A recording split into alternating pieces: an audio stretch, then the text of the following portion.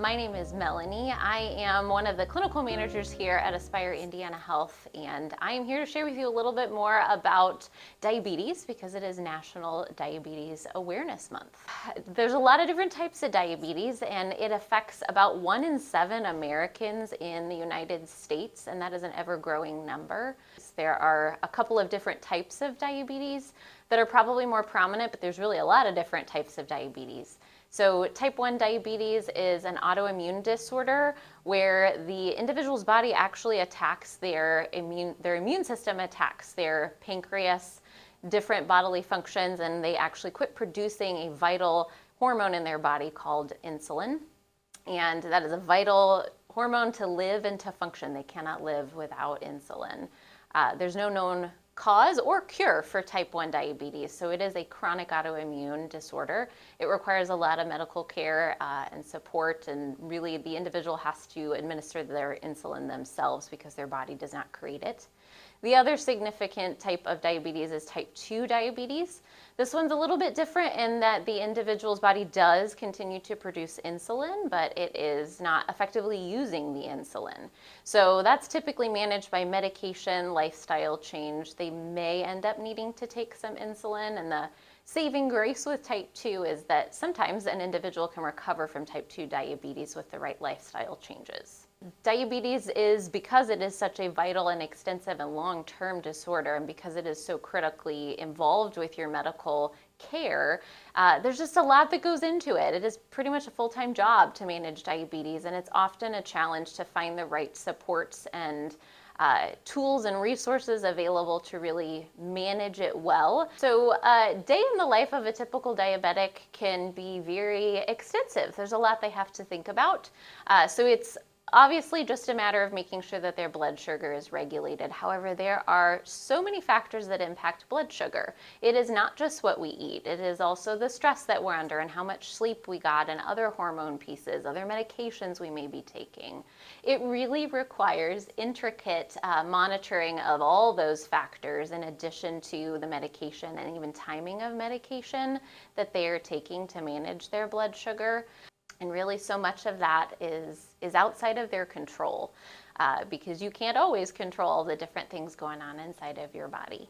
So as you can imagine, because there's so much that goes into diabetes care, it can be very costly. Buying healthy foods, having access to appropriate forms and methods of exercise, and obviously medication and the medical side of things all add up to a whole lot of cost for an individual living with diabetes. The good news there is that there is a lot of resources. There is a lot of things out there that individuals can access to help offset some of those costs. And moreover, there is a very large supportive diabetic community, both online and online support groups and different local groups that individuals can get in touch with and get involved with that really can help sustain someone who is living with all of those challenges. I was actually diagnosed with type 1 diabetes in my early 30s, which is common and it does happen.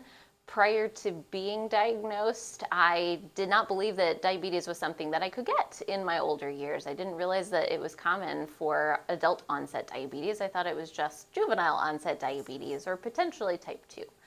So since then, I've learned a lot about diabetes and just the different areas of need there, and I have had to myself learn a lot about how to care for myself. And I have done that through a lot of lifestyle changes. So I have shifted my exercise routine, I have shifted my diet and how I eat. I have a much more extensive medical care team and people that I work with consistently. And I do monitor my blood sugar regularly, and I do have to self-administer my insulin every day. And one of my fun hobbies that I've developed as a result of diabetes is really finding healthy, low carbohydrate options for the foods that I love, and I have a really large collection of recipes as a result.